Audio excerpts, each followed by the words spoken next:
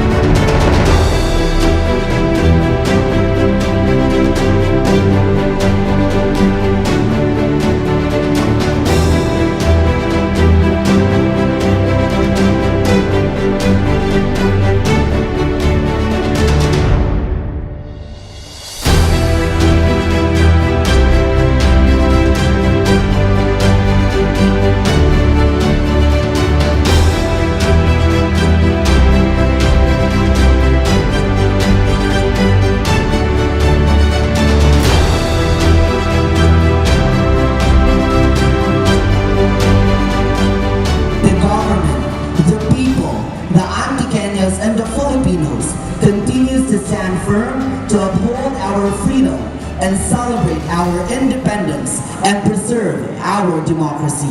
Let us continue to move forward as one nation.